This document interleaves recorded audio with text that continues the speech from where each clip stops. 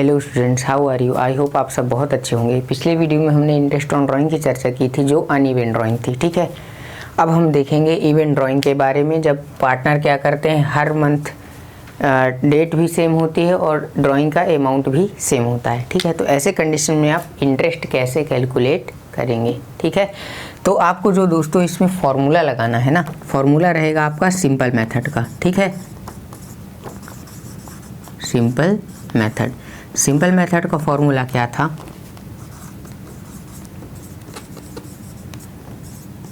Amount of drawing into rate of interest upon 100 2 months upon 12, ठीक है। तो वही वाला फॉर्मूला है, ठीक है। बस इसमें आपको ये चीज़ ध्यान रखना है। तो जो अमाउंट ऑफ ड्राइंग है, अब जैसे इसमें हम 3 केस लेके डिस्कस करते हैं तो आपको इजीली समझ में आ जाएगा, ठीक है। पहला लिखा है आपका, देखिए फॉर्मूला तो यही है, बस डायरेक्ट आप इससे समझने की कोशिश करिए। ए ने विथड्रॉ किया है, ABC 3 पार्टनर है किसी फर्म में, इनकी ड्राइंग कितनी दी हुई है। ए ने विथड्रॉ किया है 10,000 from the firm in the beginning of every month, मतलब हर महीने की पहली तारीख को, ठीक है। हर महीने की पहली तारीख को कितना निकाल रहे हैं वो 10,000, ठीक है। तो जब हर महीने की पहली तारीख को निकालेंगे तो हम 12 मंथ का अपना टाइम पीरियड लेके चलते हैं, ठीक है। तो आपको क्या करना होगा, 12 से मल्टीप्लाई करना होगा। भाई आपने अप्रैल में भी इन्होंने 10,000 निकाला होगा, फिर उसके बाद मई में भी 10,000 निकाला, जून में भी 10,000 निकाला, इस तरह करके हर महीने 10,000 इन्होंने निकाले। कब तक, 12 मंथ तक, मतलब 1 अप्रैल से 31 मार्च तक, ओके। बस इसमें आपको एक चीज़ कैलकुलेट करनी है, जो ये मंथ्स लिखा है ना, ये तो हमें निकालना होता है एवरेज पीरियड। एवरेज पीरियड कैसे निकालना है ज़रा देखिए। एवरेज पीरियड का फॉर्मूला होता है time left after first drawing, ठीक है। Time left after first drawing plus time left after last drawing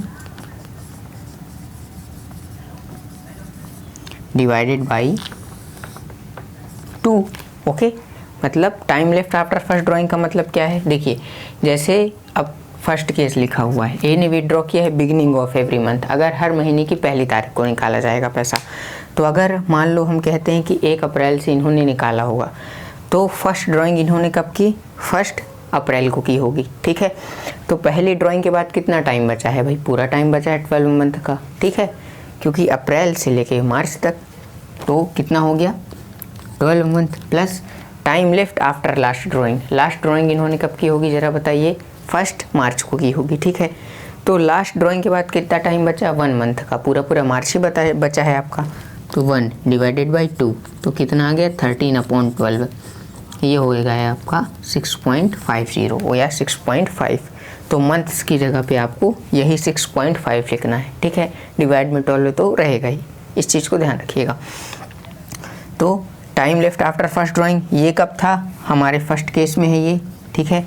second case में अगर मैं कहूँ, यहाँ पे देखिए आप ज़रा सा, इसमें कह रहा है बी ने विड्रॉ किया है। अभी मैं एवरेज पीरियड निकालना बता रहा हूँ, फिर मैं ड्राइंग का इंटरेस्ट कैलकुलेट करके भी आपको दिखाता हूँ, ओके। तो फर्स्ट केस हमने समझा, time left after first drawing, formula average period का सब में वही लगेगा। बिगिनिंग ऑफ एवरी मंथ है, तो बिगिनिंग ऑफ एवरी मंथ मतलब बिगिनिंग ऑफ एवरी मंथ आपको बता ही दिया, हर महीने की पहली तारीख को निकाल रहे हैं। दूसरा हम देखते हैं end of every month. End of every month मतलब अब एवरेज पीरियड अगर इसमें निकालना हो तो आप कैसे निकालेंगे, देखिए 12 से मल्टीप्लाई तो इसमें भी होगा, और तो फिर अब देखते हैं कि पहली ड्राइंग के बाद कितना टाइम बचा है, ठीक है। एंड निकाल रहे हैं, एंड ऑफ एवरी मंथ है, तो आपका अप्रैल के लास्ट में निकाला होगा इन्होंने, तो अप्रैल मंथ आपको लेना नहीं है, अप्रैल को आप छोड़ दीजिए। तो सीधे हमारे मार्च तक अगले साल के कितने मंथ्स बच रहे हैं, 11 मंथ बच रहे हैं।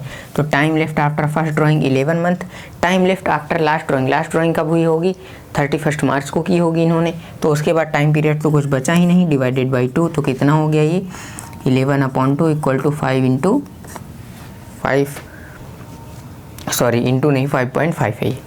अब थर्ड केस में लिखा हुआ है C withdraw 10,000 from the firm in the mid of every month. Mid मतलब आपने इन्होंने कब ड्राइंग की होगी, इन्होंने पहले ड्राइंग की होगी 15 अप्रैल को, ठीक है। तो 15 अप्रैल आपका तो आधा ये हो गया 0.5, ठीक है। तो कितना टाइम बचा होगा 12 में से, अब आधा आप निकाल दीजिए तो 11.5। तो नंबर 3 ये रहा 11.5। और लास्ट ड्राइंग कब हुई होगी 15 मार्च को, तो उसको भी मैं 0.5 ले लेता हूँ। तो 0.5 डिवाइडेड बाई 2, तो ये हो गया 12/2 इक्वल टू 6, ठीक है। तो आप इसको याद भी कर सकते हैं, कैलकुलेट करने की ज़रूरत नहीं रहेगी। तो अगर हमने beginning of every month drawing है तो आपको कितना टाइम पीरियड लेना है 6.5/12, मिडिल है तो 6/12 और एंड है तो 5.5/12, ठीक। इस चीज़ को ध्यान रखिएगा। अगर आपको कुछ भी नहीं बताया है टाइम पीरियड के बारे में तो आपको हमेशा ये मानना है कि ड्राइंग कब की गई है, ड्यूरिंग द ईयर की गई है, इसके लिए टाइम पीरियड होगा 6/12, ठीक है। तो आपने देखा एवरेज पीरियड हमने कैसे निकाला, मेन इसमें यही कैलकुलेट करना था, बाकी तो आप इसमें 12 का मल्टीप्लाई कर ही देंगे, ठीक। मंथ हमने निकाल लिया, वही है मेरा एवरेज पीरियड। तो अगर बिगिनिंग है तो हमने देखा था 6.5 है, मिडिल है तो 6/12 और एंड है तो 5.5/12, ठीक। तो चलिए अब हम एक एक करके इनका इंटरेस्ट कैलकुलेट करते हैं, ओके।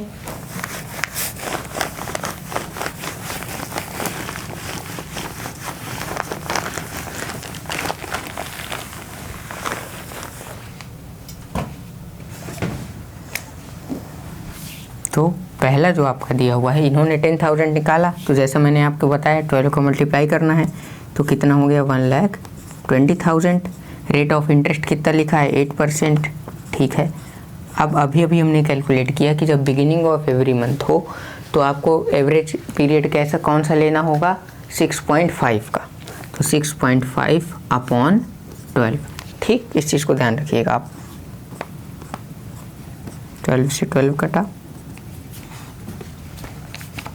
6.5 इंटू 8 इंटू 100, इनका कितना आ गया 5200, ठीक है। ये आ गया इनका इंटरेस्ट ऑन ड्राइंग।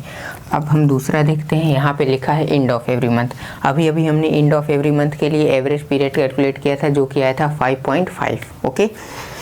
तो इसमें भी 12 का मल्टीप्लाई होगा क्योंकि हर महीने हर मंथ की ड्राइंग है ना, और आपको 12 मंथ लेने ही है, तो आपने 12 से मल्टीप्लाई किया 1,20,000, रेट आपको वही दिया हुआ है, ठीक। फिर मेन लिखा है एंड ऑफ एवरी मंथ, तो एंड के लिए हमने क्या निकाला था अभी 5.5/12, तो ये रहा। मल्टीप्लाई कर देते हैं हम लोग, कितना आएगा 800 इंटू 5.5, ठीक। तो इनका कितना हो गया इंटरेस्ट 4400। थर्ड लिखा है आपका मिडिल ऑफ एवरी मंथ, ठीक है। तो इसमें भी 12 को मल्टीप्लाई करना है क्योंकि अप्रैल से लेके मार्च तक की ड्राइंग कर ही रहे हैं अगले साल की। तो ये भी हो गया 1,20,000। रेट लिखा है आपका 8/100 और अभी निकाला था हमने कितना था इसका एवरेज पीरियड 6/12, ठीक है।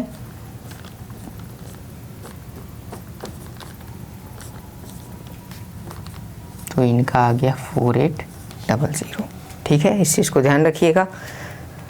तो इसमें आपको सिंपल मेथड का ही फॉर्मूला लगाना है, बस आपको क्या ध्यान रखना है एवरेज पीरियड, ठीक है। अगर मिडिल है या कि टाइम पीरियड के बारे में कुछ भी नहीं कहा है तो आपको 6/12 लेना है, और अगर बिगिनिंग ऑफ एवरी मंथ है तो 6.5/12 लेना होगा आपको टाइम पीरियड, और एंड ऑफ एवरी मंथ है तो 5.5/12 लेना होगा। इसको आप याद भी रख सकते हैं, ठीक है। तो आई होप आपको समझ में आया होगा, ठीक है।